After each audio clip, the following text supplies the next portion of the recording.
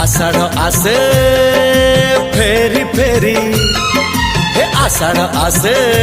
हे फेरी फेरी